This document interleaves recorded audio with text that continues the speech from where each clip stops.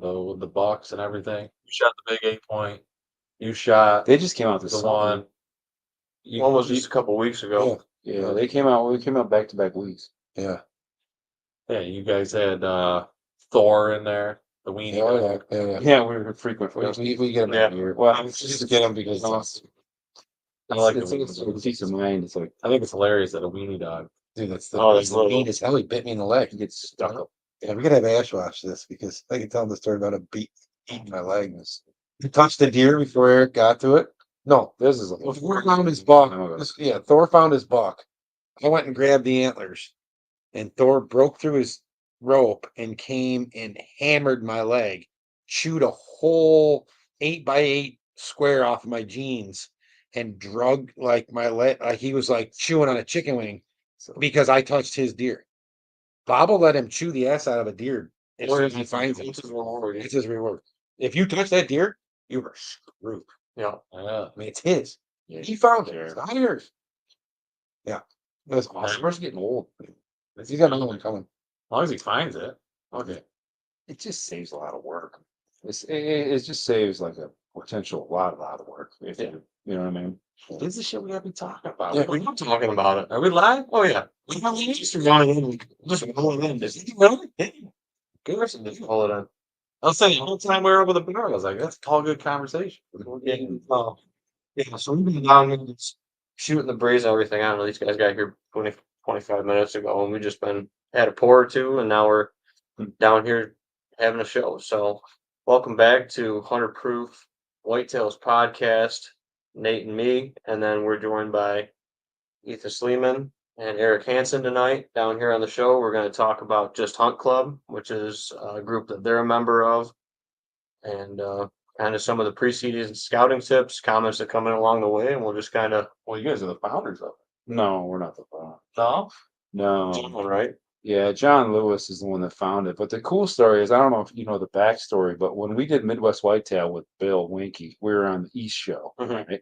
And he has interns. Yep. But John Lewis was an intern. So, like, there's a video on the Wide 9. It's pretty fun. We could go into that if you want, but John Lewis edited that video, and I want to say that was 2000. I mean, long time. probably 10 years. 2000, long time ago. Maybe 10 years ago. So, anyways, long story short, John went a different route. We stayed with Midwest Whitetail for a little while. There was some changeover. John started his own thing, and we just were like, one day, I'm like, you want any help with what you're doing? And I said, sure. And, much more. Midwest Whitetail was great.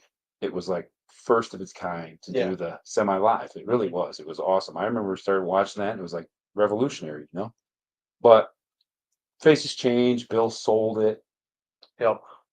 And it just wasn't as I guess it wasn't as personal, as intimate as it was. And so we just, went different direction. We tried some other things along the way, but then we got together on this Just Hunt Club thing, and in my eyes, it's perfect because it's everybody it's all Northeast, very personal, and it's just very relatable for us. Like it's not that we couldn't relate with guys hunting in the Midwest, but we were the East Show, and there was East and the least. Yeah, the East and the least, perfect, and they always struggle to get content versus the Midwest stuff. So yeah, but yeah, we're not the founders, but we just, as I like to say, we just get a few nice perks of being involved.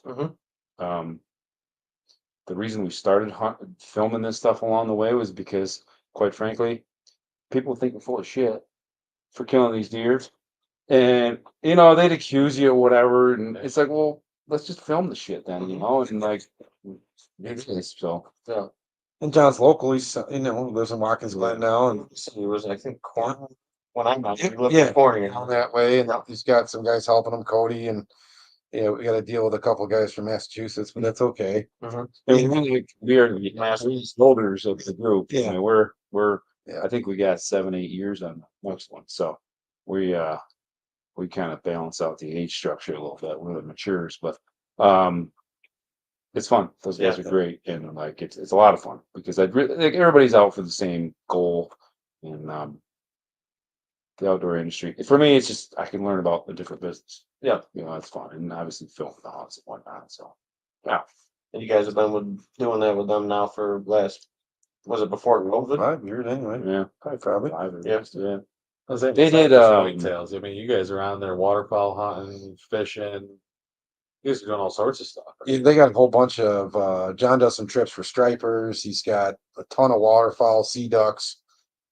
Pretty unique stuff there. Cody's big into the geese and the ducks locally.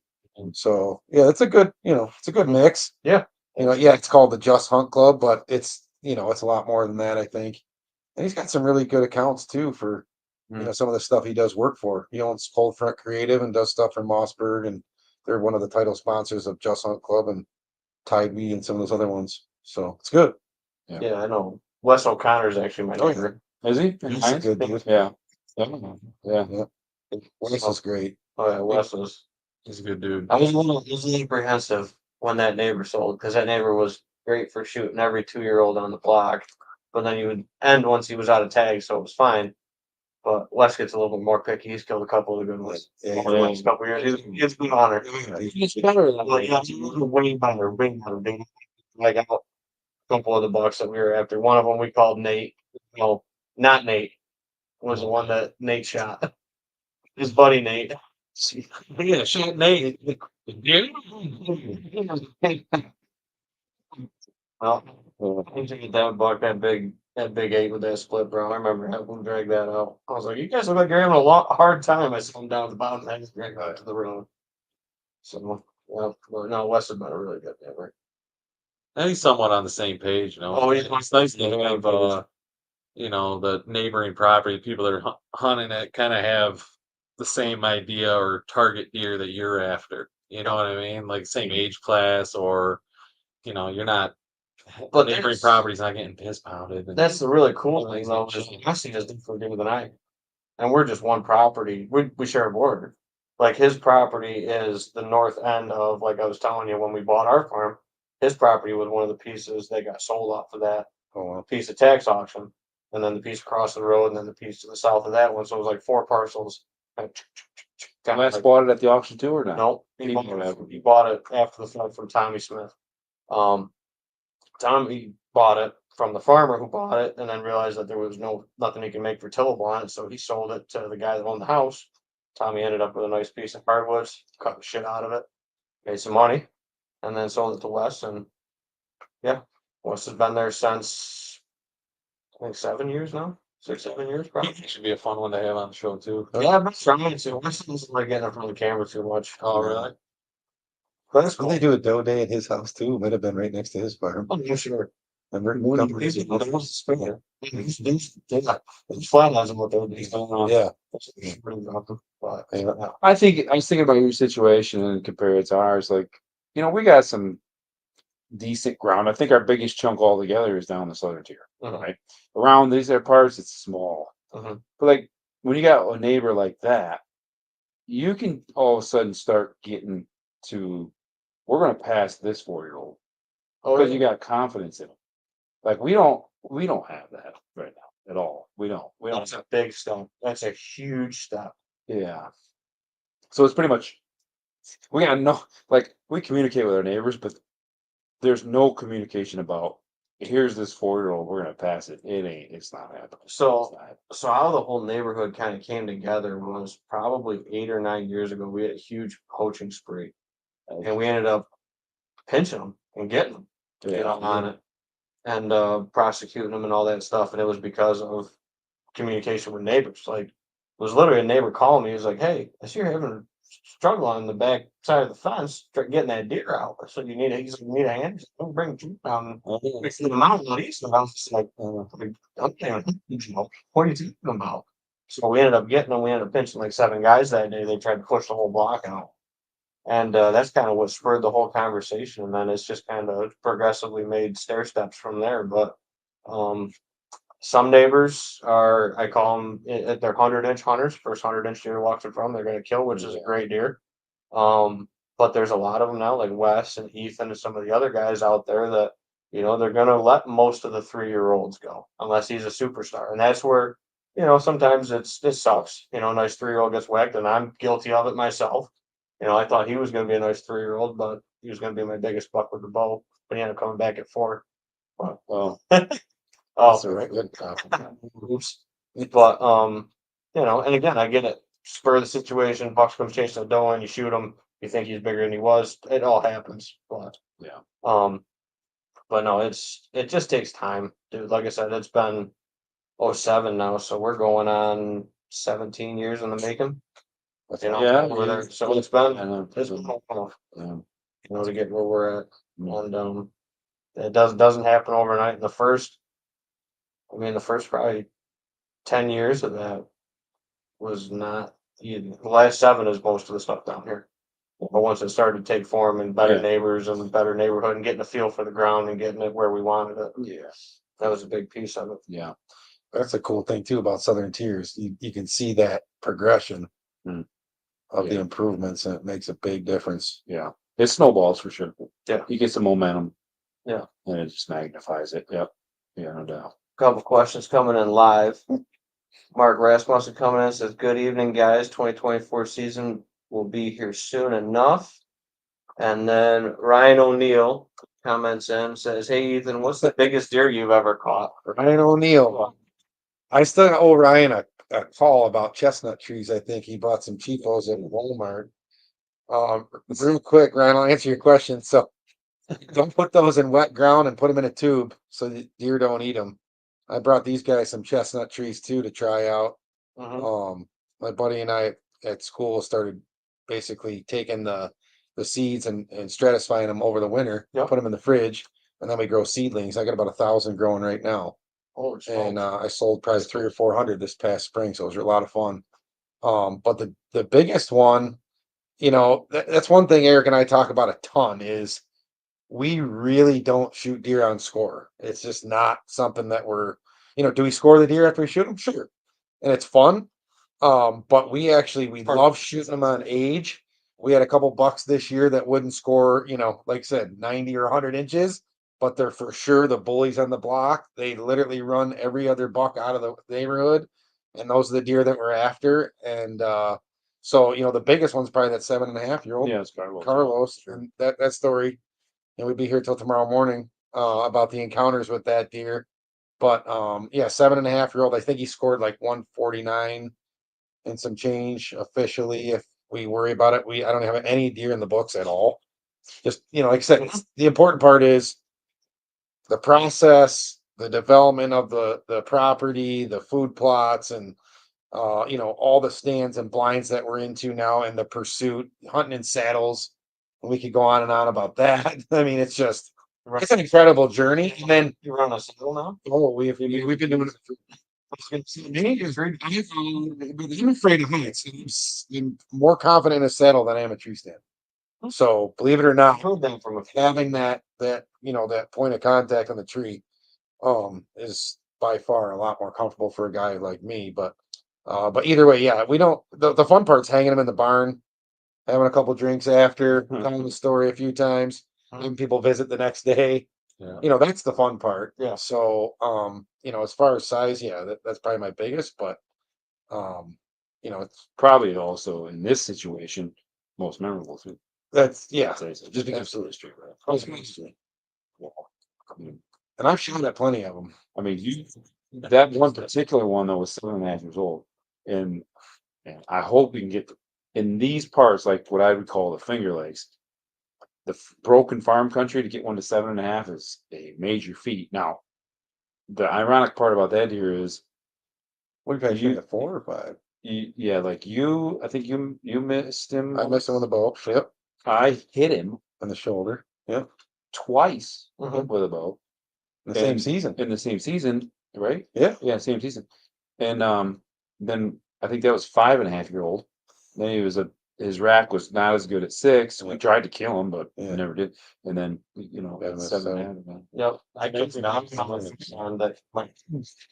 Yeah, the one right at the top of Nate. I shot him the year before, and then when I killed him the following year, his lung was all freaking swelled up about the size of a softball. Oh, You got him. It's me. Yeah. same with Let me think about this. It was one stuck to his rib cage and it looked like split. Maybe it was all Never freaking like gnarly looking.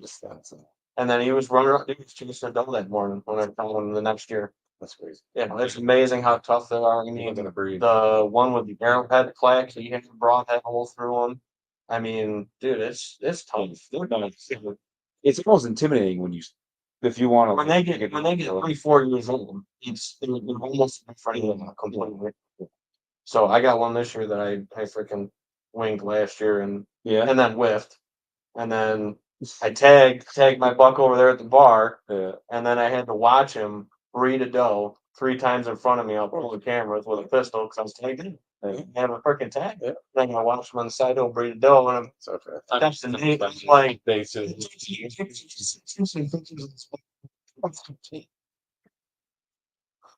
but he made it through the season, so we'll see if he shows back up again this year.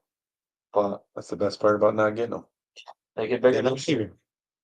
Yeah, no doubt. Yeah. So what'd you say? 146? 149. 149? Yeah. Yeah. Shot at plenty over that out in the Midwest. My uncle owns a farm out there and been out there a few times, but slung some arrows. Yeah. But Yeah. Yeah. No, it's not about. Like I said, I mean that guy. He was 5.5, and he wasn't even 120 inches. Yeah. Yeah, what do you And that's what he's always want? been. 118? Yeah, like 118 maybe. I didn't think he was going to break 120. All the sheds are up there at the bar. I mean, we knew the deer like crazy, and then I moved in on that big whiteboard you see over there. You know, you give me another month. Yeah. That thing will look like a serial killer's board, dude. Those are all the targets this year. that's cool. So I go 1 year to the day on those bucks, and then move in and kill them, and then pick one and go after it. So those are all the bucks, and then I'll move in. I'll put the dates on it. The other thing, And then I'll have them all lined up, and then I'll move in on them on those days on the specific properties. And based on past, based on history. Past photos and past encounters. Yeah. is every year when he gets a new group of bucks or whatever, those 3-year-olds that come up that have that jump that you were talking about and Mhm. comes up with names for him, he picks a topic. Like, well, 1 year you can see there's no bar bucks. There's Crafty, there's the Clipper, there's, he named you like, oh, that was his name for the area. He had the Stooges, he did the 3 Stooges. That was the last one that was really. Yeah. Larry and Mo got whacked by neighbors, but he was the lowest scoring. This gonna be fun. It's fun. We come down here, we have a few beers or whatever. We're like, wow, what's the topic? He goes, I gotta name this one. And we'll go back and forth. Nah, I ain't doing that. Sometimes the best ones are the ones you don't think long. It's just random. Well, the 3 Stooges, they were 3 2-year-olds. They were all together, 8-pointers, but all very different frames. Yeah. And then it was just Curly, Larry, Mo, and then 2-year-olds were 3-year-olds. And then when they were 4-year-olds, the 2 other ones got killed. West winged one, then got followed up on by a neighbor, and then the other one, he blew up like at 4. His 3 to 4 jump was insane. And then he made it to 5, and he was the last of the 3 Stooges. And Mo went Mo went 70s. just under 70. He went 116, like 8. Neighbor. Hank, my one neighbor Hank to the south. Cool. Yeah, freak show, and again, right on the 1-year rule on our south border where he should have been that day. Yeah. Mhm. Yeah, there's a lot to be said for that past history, no doubt about it. Yeah, hot spots. I mean, hot woodlots, hot does. I mean, you name it. You start looking back at it, and people say like, "I got a good day." I think it's the property or the woodlot that you hunt a lot of times, as you get a good doe group that comes back in during that time. A lot of times for guys. Yeah. So Yeah, we had that one. Remember that one buck I killed with a bow on back when New York opened like the 15th or something. Oh, yeah. And we had this little spot we call the island, and there was a legit hot doe, October 15th. probably, yeah. I said, like 17, 18. I'm like, I never remember that happening again after that. I'm like a doe like idiots or something, But Yeah, it'd be like you should have preserved all that. Yeah. That leads to the topic. Like a lot of guys are like, well, shoot your does early before the rut. It's like, well, Yeah. or do you wait so those does cycle through to try and draw them bucks in, or It's a big like, it depends it's how one many. of those. and then You people are like 50-50 on It it. depends if they look at you too in the tree. That's green leaf. But then our counter rule is go group of 5 or more, as long as it's not, and this is year round. This as long is management thing. Yeah, this is management standpoint, but if it's a doe group of 5 or more, fawns included, and it's not the last week of October or the first 2 weeks of November, we take a doe out of it. Yeah. Doesn't matter. Yeah. No, there's no, if you have a shot opportunity, doe group of 5 or more comes through, you take a doe out. Especially if they got button bucks with them. It doesn't matter. The more we drop one out. I think something that I think we've kind of maybe undervalued, and I think we need to start thinking about it. We have a lot of blind locations, like Mhm. permanent blind locations, and we do everything we can to be in and out clean, Mhm. keep them fresh. I think if there's a point in time when we want to shoot does, we need to go saddle or hang away a Adjacent, little bit, yeah. just close, because I don't care what you say. If you're going to shoot one out of it, if there's more with it, they're going to. It's Oh, yeah. it's no good. No. It's no good. So, Yeah. like, I just a little bit of tweak like that. If we want to go and shoot does, now if we're going to go shoot a buck and like we feel good about it, we're probably not going to shoot the does. Mhm. You know what I'm saying? But if we're on a doe mission, I think we need to, like, if possible, just go Do it somewhere else. little bit. Well, that's what Nate meets about all the time. Bucket in a hedgerow with a frickin' tripod, dude. Yeah. You know, end of gun season going into muzzleloader, he kills a ton of deer like that, and I killed a bunch like that too. I Bring did fine. chairs. Yeah, we're going 200 yards. Where I think they're gonna come out, start feeding, and Just wait. Okay, Straight flush. Yeah, cool. especially with the rifles, Yeah, the rifles make it It's, sound really different. it's not even challenging. Depending on your piece. We do that. You guys watch that doe fest we've done? Yeah, just pile them up.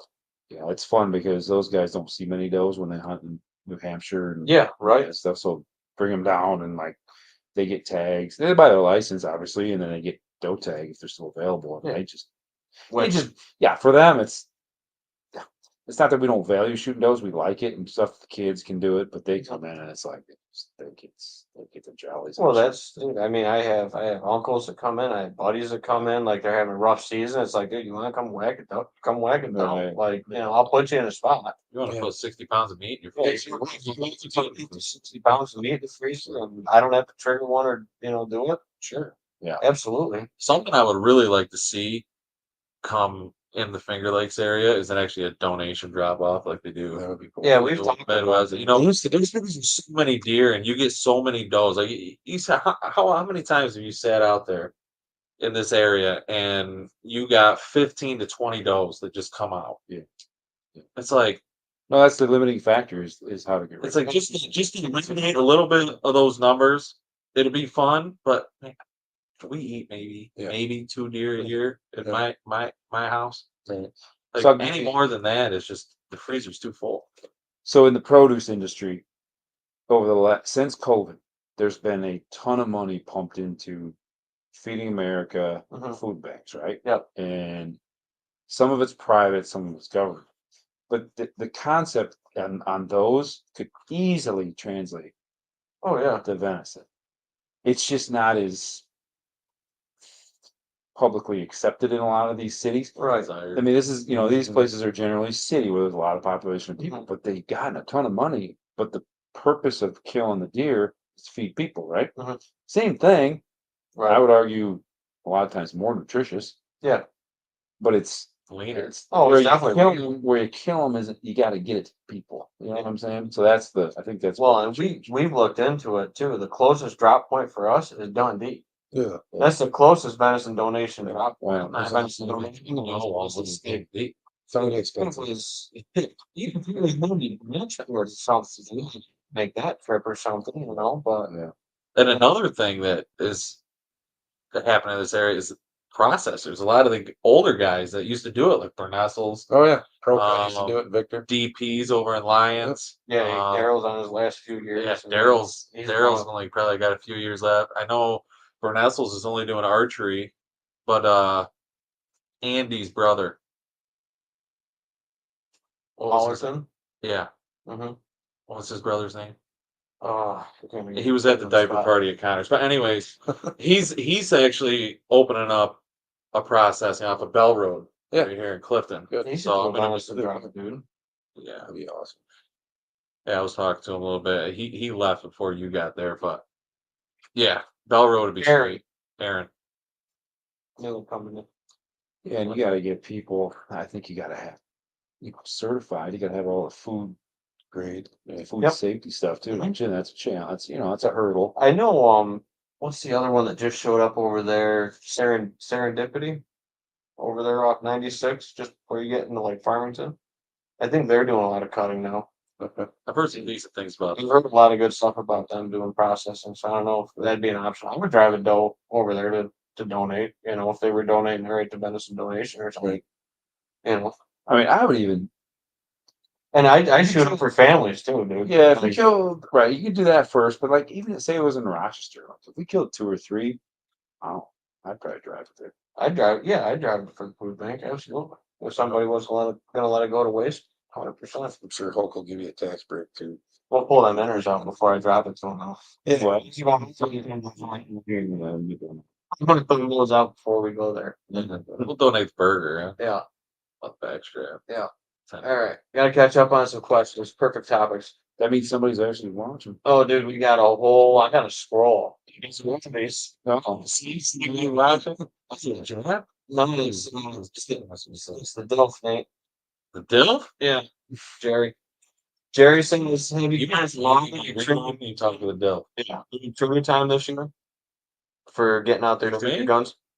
Not my rifles, not yet. No, I haven't shot my rifle much at all. Well, I've been shooting my bow. understand. We got a 2-year-old and 6-month-old. the time's limited. Yeah. I can get them to shoot a few arrows with the bow and put her in the bassinet. Or the stroller when I shoot. That's about it. I'll touch the rifle off So- probably after I kill my buck. Yeah, generally, I've shot a couple wood chips in my 22 here in the yard. That's about it. Yeah. Actually, yeah, I should have woodchuck. He's a bunch of custom loads for us. We didn't ask for it. He just started dropping off ammo Sweet. for us. So That's a good. I appreciate it for Jerry. But he's a Connection great there. guy. Is he used to work with your mom at Yeah, New Yes. York School. Cool. Yeah. So that's how I know Jerry. For Jerry Great and guy. me. He's full of knowledge on reloading, Reloading, Different ballistics. bullets. I mean, hammer bullets versus. He's a big copper guy when it comes to rifle. Of course, I think that's like the thing now. You want to shoot But to give me copper. his contact, I got a ton of preloads and stuff I want to get rid of. Well, there you go. Right. Yeah. Ethan Sleeman. yep. We'll put you in contact, Jerry. Yep. Bo Hunt says, since you've been talking about chestnut trees, I got a question. I have multiple chestnut trees that are over 20 foot tall and still not producing any nuts. Any suggestions why? How far? We got to figure out how far apart they are. Pollinator They need issues, to or if you be- got males versus females. Well, they have both, but they've got to be within 30 feet or so to wind pollinate. That could be a problem. Yep. So if they're not getting pollinated, you won't have any viable seed Mhm. in that that spiky husk or whatever you want to call it. So that's probably the number one reason they're not. 20 feet tall is a really good tree, so it should be by now. I'm not sure why they wouldn't unless they're just not getting pollinated. Yeah. That's it. They got to be with, if they're within 30 feet of each other, they should be any day. I mean, it takes the trees I brought these guys should be 4 or 5 years. You'll have a nut. Yeah. So Yeah. Some of the ones that we had actually, I don't know if they just got blighted or what it was, but all of a sudden they just snap Yeah. died. yeah, They might- were a Chinese hybrid, I think, of Okay. some sort. We got them from just a QDMA event we went to. Got a Yeah. bunch of handouts of free Yeah. ones. And they got nice. They got 15 feet tall or so, and they started producing, Yeah. half dozen nuts or whatever. And then all of a sudden one year just snapped, and about 6 of them out of the Yep. 10 died. Yeah. Just all of a Were the sudden. deer eating them? Oh yeah. They're all over them. Squirrels were all over them, and yeah, that's a they were loving them. pretty neat thing. Yeah, other than that, I mean, you could have just rolled the unlucky dice of having a bunch of males and not having any females in there, but you gotta have at least one female. Yeah, I would. You think? I mean, the trees that we have, they're also Chinese hybrids, but they have both. They have both genes in them, so they don't Oh, they really both- need. Yeah, they don't really need like not a persimmon. It'll be male female. Yeah. But these are just they're wind pollinators, so they got to be around other trees. That's probably the biggest thing. Hopefully, they're close enough. If not, he can still put intermingle. Yeah, absolutely. I'd plant more closer, and in a couple of years you get some catkins on there. Mhm. That's what holds the pollen. That's their flower. Yep. And then let them rip. So Yeah, so increase your planting. If your spacing is not that's too far away. adequate or whatever, if they're too far away. Yeah, we usually run them in like 25, 30 feet. 25, 30 foot. We plant them closer to apple trees and we alternate plant them. That Mhm. way they kind of stagger plant when we put them in usually pods of like 9 to 12, Perfect. depending. Yep. That's usually how we do it with our chestnuts. We've had good success with it until they get snap blighted. Yeah, So can happen. another comment also, what does the guy do for a workout regimen and what does it do for me? He's in better shape than Cammy. See, ran behind the truck here. Ethan's Ran behind the truck and he did push-ups on the way over and drank a protein shake. So You get the protein shake. yeah, The secret is 120 proof, not one. Is 120 proof is the secret, well, if you're wondering. Keith Burley, I think you know him. Yeah. He says, but looking good in that spot. Keith's been down here a bunch. He does some whiskey stuff with me and stuff like that. So actually got some sweet corn from one of your fields that he dropped off the other day. I'm out behind his place or whatever. Yeah. You know? It's abundant right I don't now. know anything about sweet corn. Yeah. He says, sign me up for a doe hunt. I told you, Keith, anytime you want to come A out. giveaway. Sounds like you got a lot of them behind the horse barn down.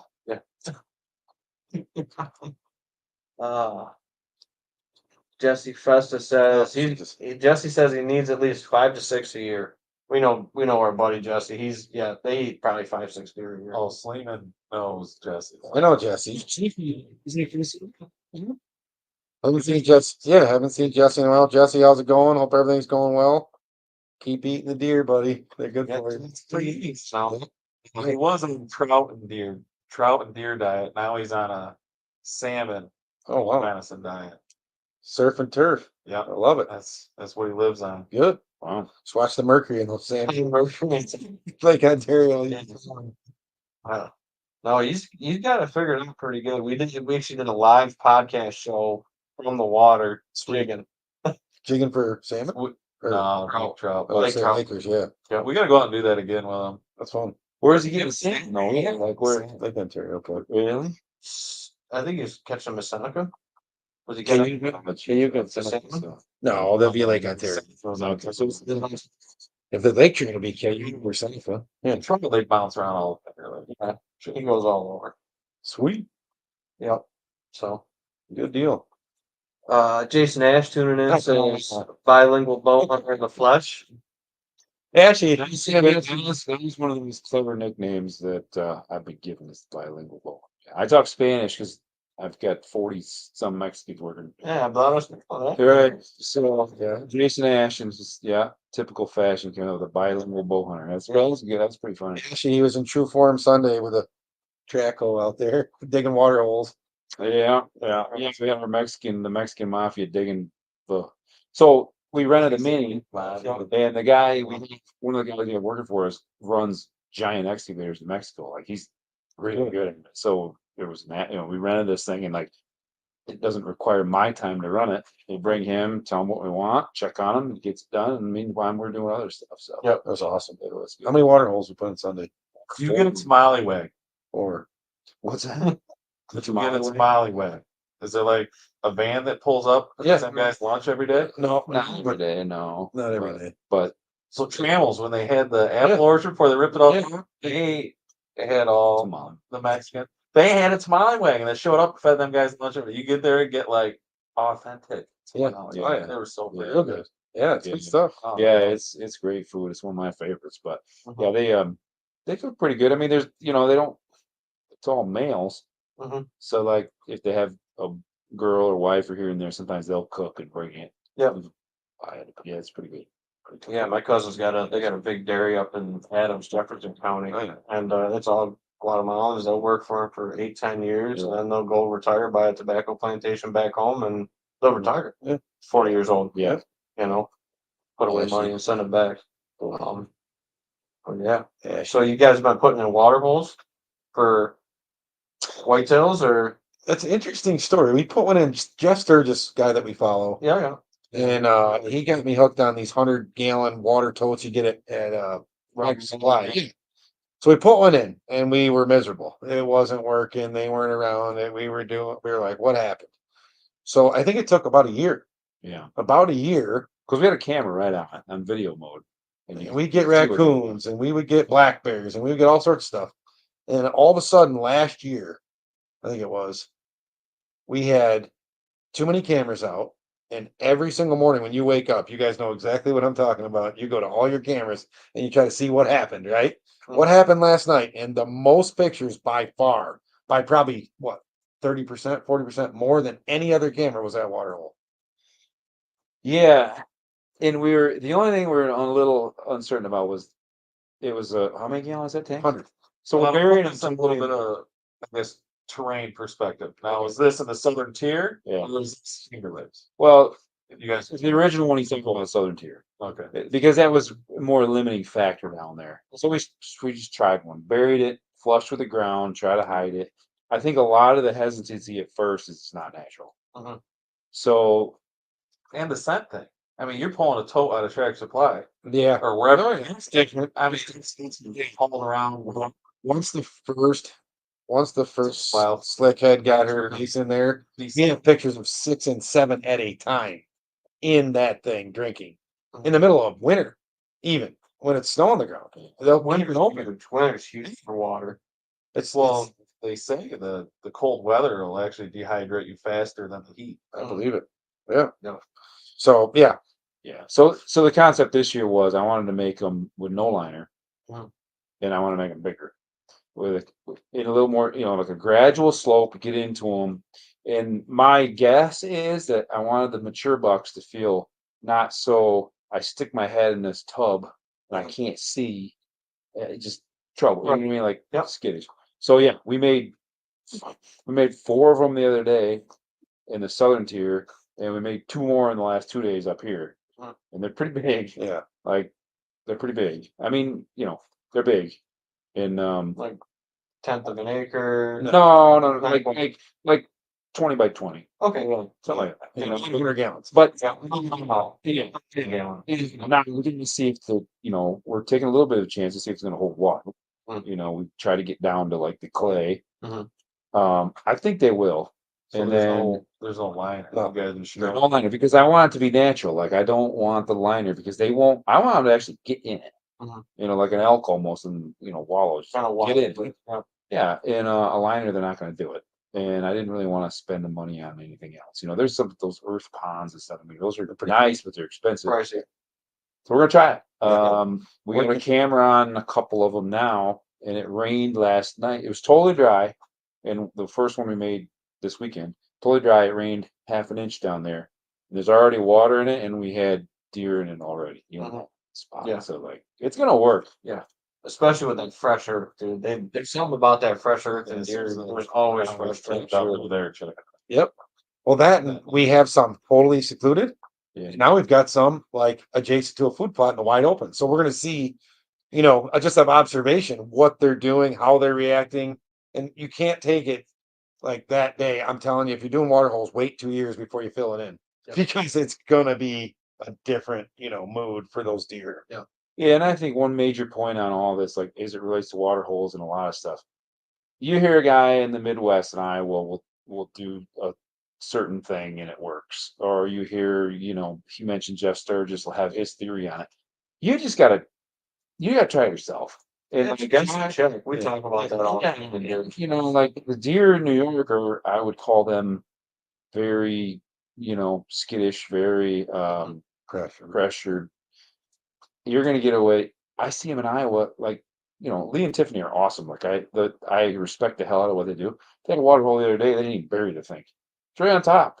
The deer come and drink out of it. They were not going to do that anymore. They're not going to do it. So like, you gotta learn from everybody, but like cater to what you're doing. Try it, see what works. Right. Try it yourself. It's just like the mock scrape and the water hole thing. You also have to put it along some sort of a line of movement. You can't just put it out in the middle of the woods too and be like, hey, we're gonna put a water hole here. It's No. great attractant, but it's in the middle of the woods with like no topography that leads to it, like a ridge line or something Yep. like that. And sometimes they take time, like you said, take time to get used to and just be that feature there, because you got generations of deer growing up, they're never water there. Right. So Yeah. I think that's a big piece of it. We've had so much rain right now. I mean, shit, my grass hasn't even browned out my lawn here yet.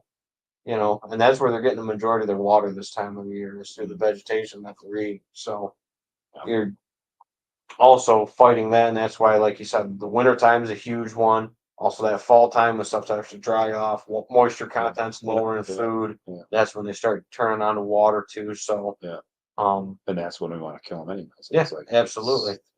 Absolutely. So we have a couple, we kind of call them somewhat vernal ponds or whatever. And the way we kind of design those in is, one, we had wet field and we drained it to a spot. And this is a tip for folks at home and you guys too, if you're not, weren't looking at that, but you can go on the NRCS website, Web Soil Survey, and you can find where your low pockets of clay are in your soil. Yeah. And then you can find it ahead of time. And then if you got to move it or put it somewhere kind of adjacent to it, and it's not an exact science. I mean, they did that back in the 50s, the Web Soil Survey. But you can find where those pockets of clay, based on the soil type, come up closer to that, that level. Yeah. So that's just a good tip. And it's super easy to find. You Google Web Soil Survey, it's like the second one down. It's got a little green button. If you click on the link and it doesn't have a little green button on it, you click on the wrong link. That's the easiest way to explain it to people. And you can walk right through it, find your property, draw your area of interest, go to your soil information, and you can find, depth of water table, clay, all that stuff right in the basic soil breakdown. So that's another good thing too, to, like you said, rather than digging a hole, guessing and checking, you can kind of take some of that, a little bit of slide work out of it too. So I've been actually doing a little bit of that water hole experiment. I don't know if you guys went on our page and looked at any of our past posts or anything, but I did a kiddie pool one. Okay. Right. And where I set it up, my thought was, because I don't want to go in there with a kiddie pool and I don't want to refill it every 3 days. Right. You know what I mean? Like, how fast these deer going to drink it? How often are they going to hit it? Yeah. And honestly, it really hasn't gotten too much attraction. But I also put it in like 2 months ago. Like you were saying, maybe it'll take a year for them to maybe get used to it or the scent thing. But my thought on it was, because it's a big hill that I hunt on, is if I set it up correctly and I build, this is something me and Ben are pretty big on, is actually manipulating your terrain to your advantage of hunting. So set your terrain up, set your stand up to how you want it to manipulate the deer. You know what I'm saying? Exactly. And so I set that water hole up on a natural runoff. So when we get a heavy rain, you can see where the water washes out the leaves when you get a heavy rain. So kind of, I had all this in my mind when I did that little corner setup, and at about 32 yards is where I have that water hole, and it's right on a washout. Perfect. So hopefully, with all this rain we're getting, it naturally fills itself up, is my theory. Yeah.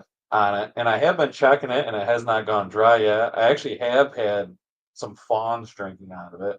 I've had some does sniffing it. I can't confirm that they're actually drinking out of it, but it's That's crazy too. Our 100-gallon, we've only put water in it one time. That's it. Yeah. It's probably 2 or 3 inches low now. It went up another half inch last night, so we probably won't touch it this season. But another tip for those too is putting a stick or a log in there. Grinder studs. Exactly. You gotta have it so that it doesn't get all pumped. The one We don't have it big. yeah, you don't want some not the big ones. Exactly, but those plastic, sharp edge stuff. Yeah. Especially if it gets down, quarter of the way, halfway. Yeah. We'll see. We'll see how. I've been on client pieces for consulting and seen squirrels, mostly squirrels. I haven't even heard of fawns dying. I've heard that. Yeah. Bigger ones, yeah. I remember fishing out in the lake, seeing a fawn just floating by. That's Keep doing it. Bit off morning with the swim. See, he found a turkey with like an 11-inch beard In a floating in the middle of Cayuga Lake. Ugh. Yeah, like what the hell? It was breasted out and everything. I don't know. Some Mennonite or Amish shot it. Maybe he picked it up somewhere and Probably. freaking dropped it. Yeah. Jesse says he's been drinking those salmon on Lake Ontario. That was Good for him. a little Live Squishing squishing. them. They found a 21 pound. Yeah. Sick. You watch some of his videos he's posting on Facebook. Yeah. He's out there catching them with his bass fishing rods. That Absolutely. reel is smoking. Oh, Yeah, screaming, dude. Oh man, Wet it's down. fun to watch. Yeah. I got to get out there and do it with him. It's been too busy. So, I guess one of the other things we want to talk about this episode was kind of your preseason scouting and kind of what your guys' mentality is as we're going into basically the first days of August here tomorrow. So where are you guys at with what do you guys do this time of the year to prep to get ready?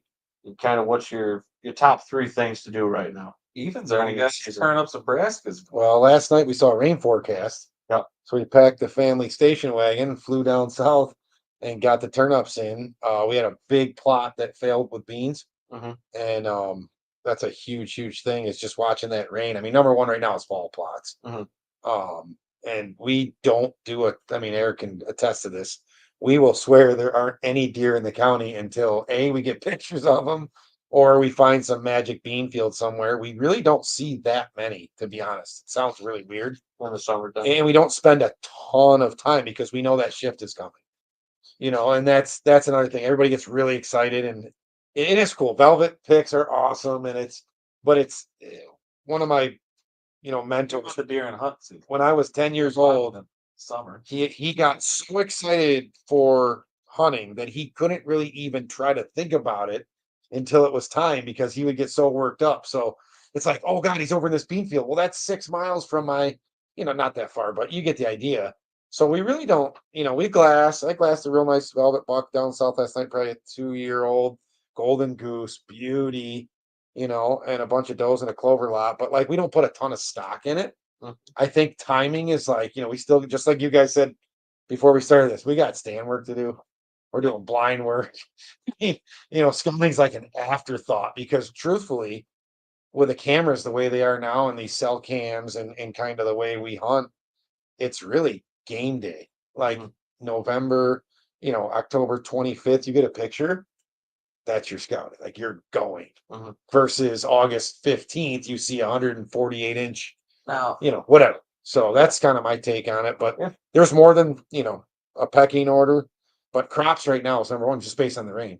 Getting Work done. I mean, our deer right now, it's almost 100% based on history. So Yeah. it's Yeah. like we haven't laid eyes on maybe one Repeat. Yeah. It's just like they're all here because we know what made it last year, and it's just a matter of when they show up. And I don't know where we would have like now, probably 10% of our cameras. now you guys hunt very similar to how we hunt.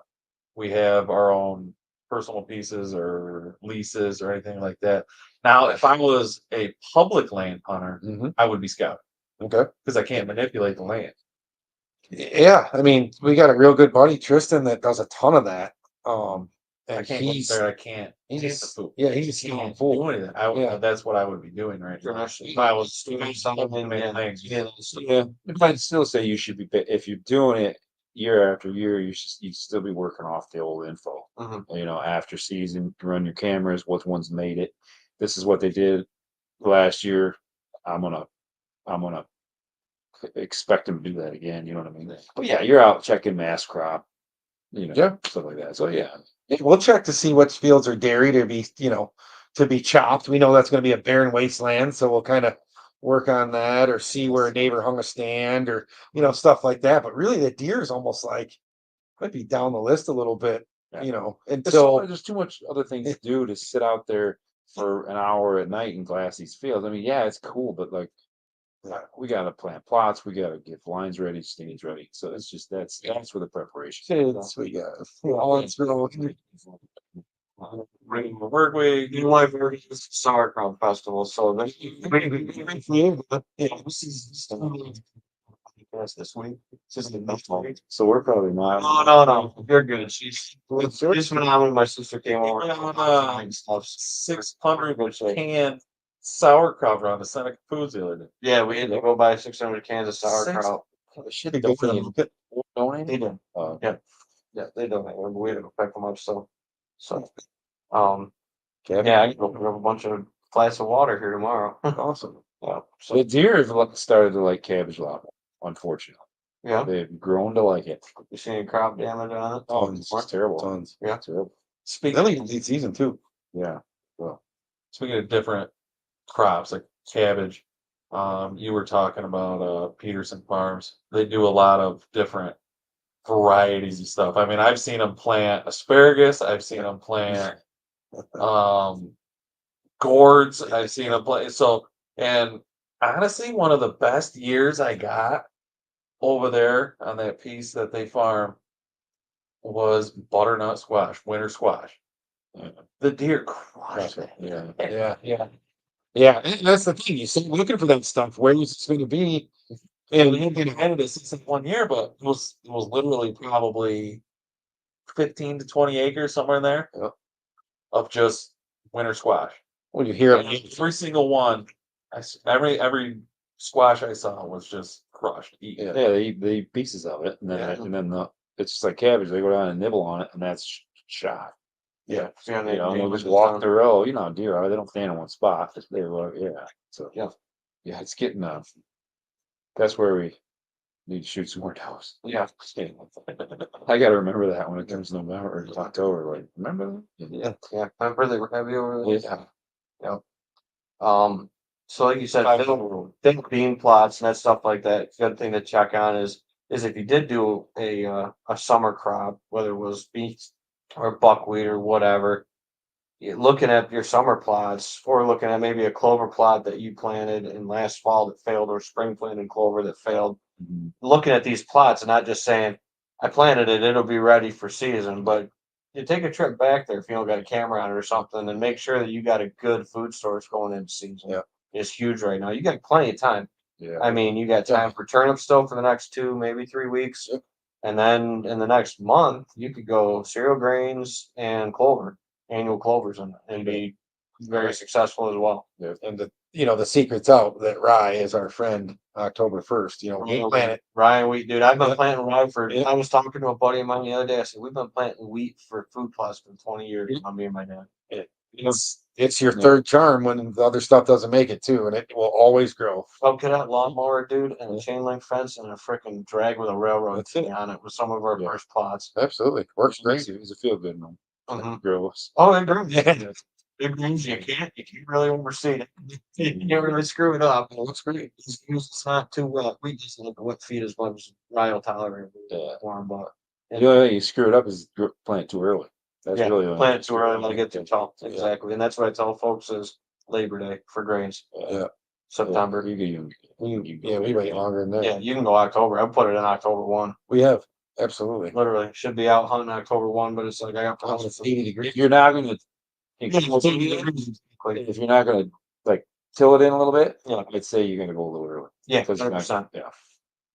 Yeah, give it that kickstart. If you're putting it in though, and you're doing some, dragging or manipulating, getting it down in the soil, yeah, you can go October. But if you're just broadcasting on top, you're going to be September for sure. Sure. But then, like I said, I love crimson clover, Balanza and Avalastin clover for mixing in with those cereal grains. That's phenomenal. Most of the time, I'm fall planting my clovers with a nurse crop of. Typically, wheat is what I like to lean on because rye's got a little bit of that. It doesn't let the stuff grow. It's not as good of a companion crop as wheat is. Mm. So I usually dial down my rye rate a little bit. I'll dial it down to like 50 pounds an acre if I'm companion planting it. Yeah. But wheat, I can run full rate wheat and it grows up perfect with wheat. I'll go like 75 pounds per acre with wheat. And if you're putting it with clover, when are you planting that? September.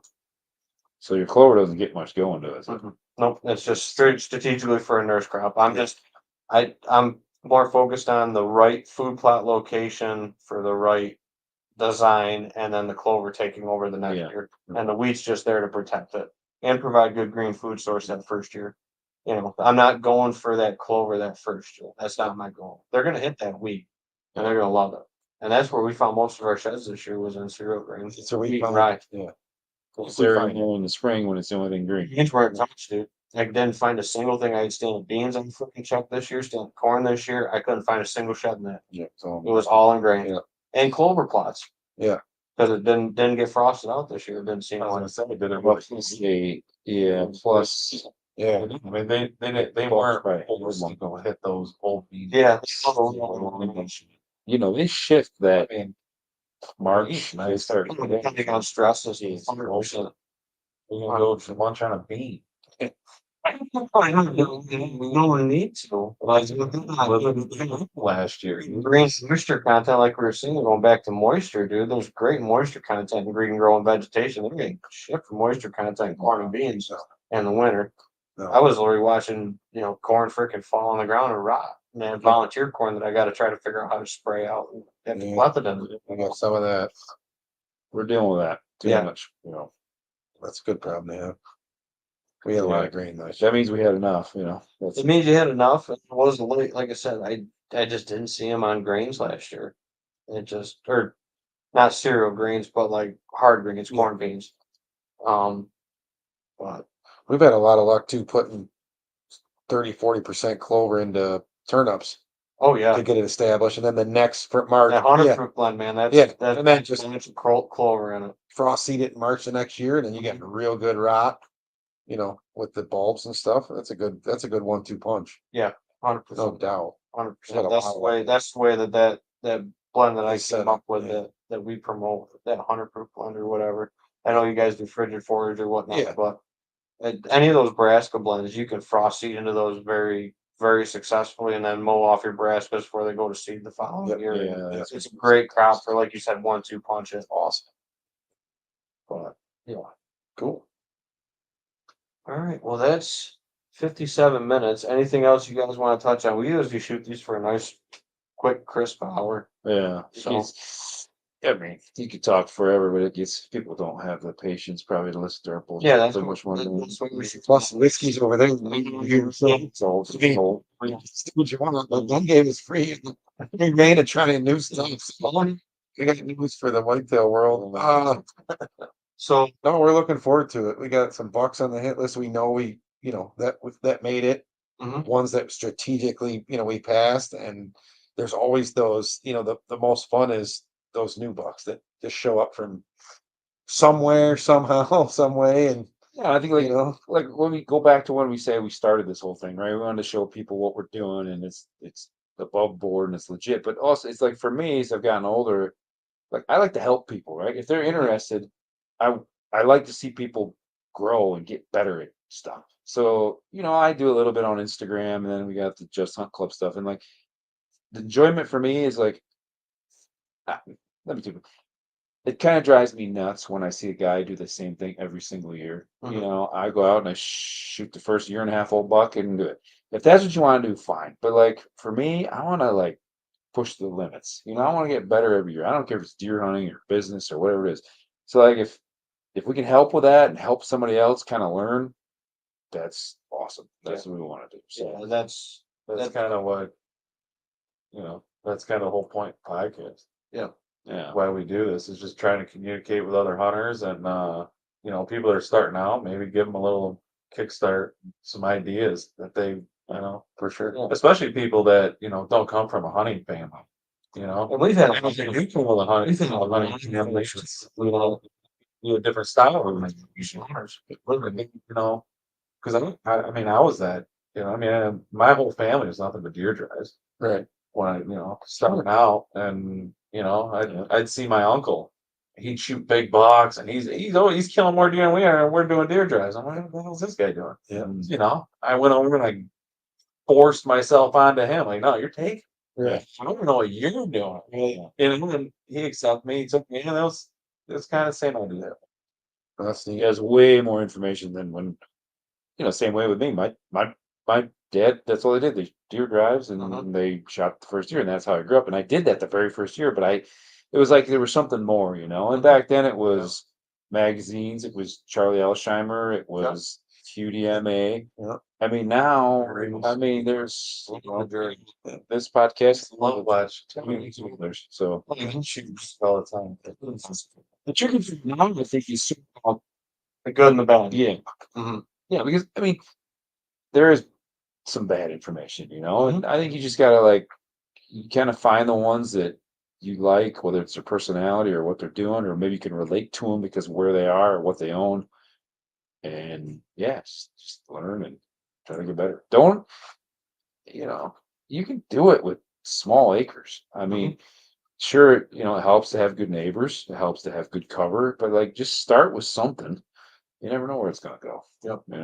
Yeah, and that's what me and Nate talk about all the time. Like, we have property we own, but he's all permission. No Yeah. family ground, no nothing. Yeah. We have a piece that we lease together now. That's too, and it'll be our first year hunting that. So Yeah. It's kind of a nice twist, I think, between me and Ben with this show is, he's hunted his family ground for Yeah. 20 years. Yeah. Where me, I've had to work a little harder to get permission and, build the relationships and hey, if I do this, if I split your firewood this year, could I, maybe have this little section I could plant something, you know what I mean? Like Oh, yeah. trying to barter with Yeah. the landowner and all this stuff. Goes I along. mean, it's two different views and two different ways of, how you were raised in it, how to do things, but Yeah. it's great. but I think that's what brings better content to the show too, is you Relates make it more go people, back and forth, relates bring with other people folks or- on, and we just bounce it around and, just campfire circle or whatever you want to call it and just More or less what pick it we're doing. apart. Yep. Literally. Yeah. Have that beer in the garage around that deer and talk about That's it. Don't knock on their door. And they've had a tree laying in their yard from a storm for about 3 weeks. Go knock on their door. You go on expert. You Yeah. go knock on their door. Hey, if I cut that tree up, Yeah. I get that out of here. Yeah. You know how much land I've been able to hunt just by trading labor? Sure. Good. That's it. it's still out there. You just got to go find it. Yeah, be For sure. proactive and there's value. So you got to provide something to them. Oh, 100%. Yeah. And the other thing is too that I tell the people all the time is if you do have a lease piece, you pay somewhat close to fair market because at some point somebody's going to come in. Sure. And, Absolutely. it's going to try to outbid you on it too. So, but if you're providing a much better service than dollars, more people also value service over dollars in a lot of things because if it's saving time and money, that's worth more than a couple $100. That's a whole other time. And a face, yeah, it is. And a face with it. Yes, and And Christmas card, cookies, Sure. venison. It's one of the biggest orders I get.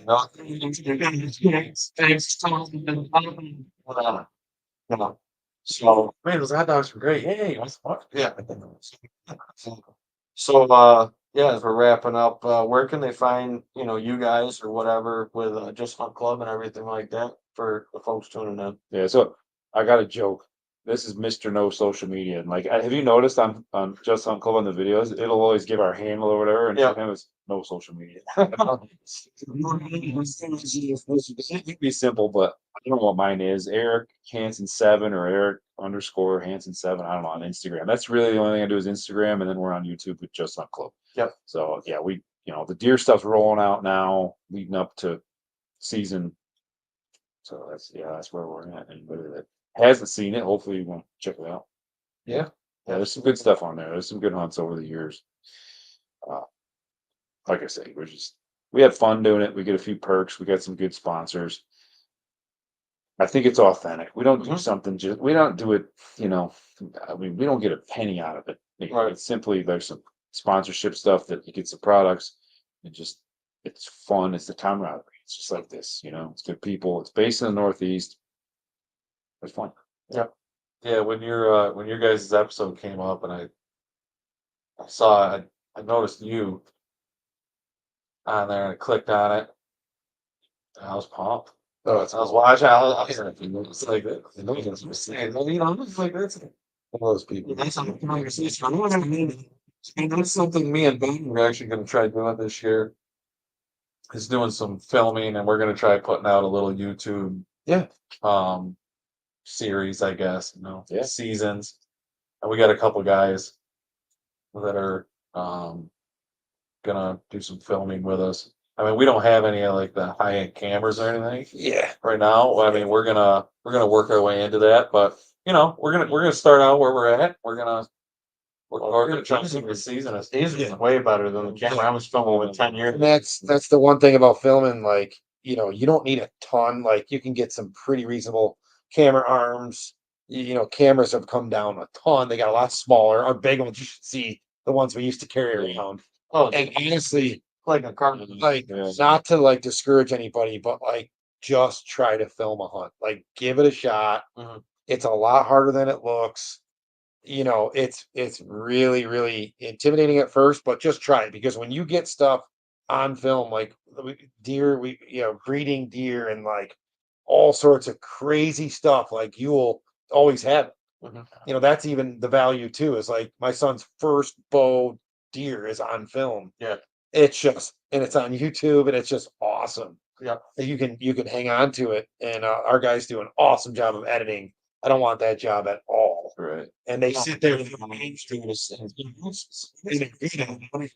on their videos with those guys in the production scenes. The Just Hunt Club. They didn't even want to talk to you about off camera. And they don't even like when like him and I'll go hunt together. They do not like John and they'll see the camera. they don't want to because we are not good at stuff. Like we want to hunt and kill shit, but like we, I think we're getting a little better, but Mhm. we're far from it. So yeah, we usually have the other guys come and it works way better that way. So Yeah, give it a it's a totally different mindset. Like if you're running the camera, you have to somehow release yourself from the hunt. You have to focus on videoing it Mhm. and let the hunter do his thing and just be there. And the goal is to have him not even know you're there. Mhm. And that's powerful. That's It depends which camera guy they It's when that deer shows up and you're ready to kill it. It's me.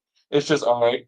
I'm gonna shoot him here, and I just kind of like point it in that direction. I don't care if I get it on camera or not. I'm like, it is what it is. Yeah, And I'm pumped what at I that mean. point. Yeah. You know what I mean? It's, Well, like, to actually get it perfect by yourself. It's real tough. Yeah. Yeah. It's real Yeah, tough. I mean, anytime that I've done it, it's just all right. I'm gonna shoot him here, and I aim it there, and I wait for him to get there, then I Right. forward. Right. Mhm. But you see what they're putting out with our stuff. Oh yes, Like they really take pride in Good wanting production to level. quality, 100%. it's beautiful and like our job is to tell the story, with the music and like you and all got the stuff they you added. got to keep the story 12 months. Like we're filming these water holes we're filming all this stuff because it goes in. You may never use it, or you may use it. Use 10 seconds, like 5 minutes. And they can just so the more you film, the better. They like the high quality cameras. We have cameras. They're okay. I don't even know what they're called. They're little, handy cam. Handy cam. Yeah, like the mic and stuff. But these guys are using really, really good stuff, and they bring them in, and it's awesome. But yeah, they're trying to separate themselves on quality, and I mean, I think it's good. I'll show you the setup we got. Cool. Yeah, once we Yeah, but I'm trying to think. That skull mount down there on the far end of the whiteboard, I killed him on video. Yeah. And then the one behind you, Eric, I killed on video. That bull buck, that's the skull mount. Oh, The skull mount behind you. Behind oh, you. that one, yeah. You self film or was Yeah, it? they self film. Yeah. And then the year that I shot that one that I told you I won lung, I got Yeah. the video of shooting him in one lung. Yeah. The size of a baseball bat. Was it hitting the kind of far side shoulder? Yeah, everybody knows I smack it. Yep. Yeah. It's different. It's totally different. Yeah. Yeah, and it's fun and it's rewarding and it's challenging, but Yeah, and it's a discipline. It's almost very similar to age class of deer. Okay, so you have to go out there and you have to tell yourself, I'm going to shoot this age class or this deer, and that's it. It's just like camera.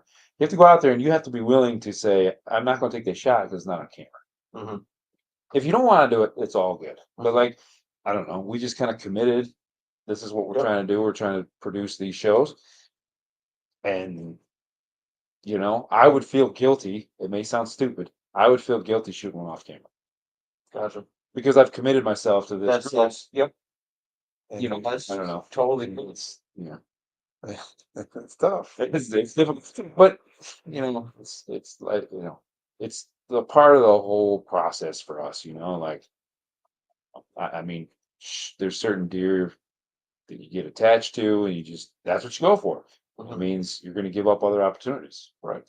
You're going to say you're going to shoot them on camera. You're going to miss opportunities. Mhm. But that if you can live with it, you just tell yourself and you just do it. It's fine. Oh, You know. I mean, he worked out really good, but the one behind you, that 8 point, that was a nightmare, dude. Camera like 5 times trying to get on him, and I'm like, Yeah. I think I'm on him, and then all of a sudden he kind of started to walk away, and he pegged me, and he stopped. Look, he was 2-year-old. Yeah, back thump, but it was one of those things where I was on him, and then I edited a lot of that out. But there was a lot of like start, stop, start, and stop, start, and stop, because it was he'd walk out of frame. I kind of look down, Yeah. Yeah. And that's where I got out of filming for a while because I, scabbed a couple of deer and didn't because I think I was focusing more on the filming. And self filming is a different animal completely than with a cameraman. So, um, Easier in some respects because it's Yeah. only one person and you don't have to hide two people, but Yeah. much more difficult in getting it. getting it to Yeah. to fruition with it. So, Yeah. but yeah, That's a good topic. it's another day and shoot. We're gonna end it. We're gonna do the boomer. So thank you for tuning in to 100 Proof Whitetails. This will be available on Apple Podcasts, Spotify, YouTube, all the above. Under 100 Proof Whitetails. If you can't find us, let us know. We'll make sure it gets over on that platform. We've had a couple weird ones come in that people listen to podcasts on or whatever, but just let us know. And we appreciate y'all tuning in. Appreciate Ethan and Eric.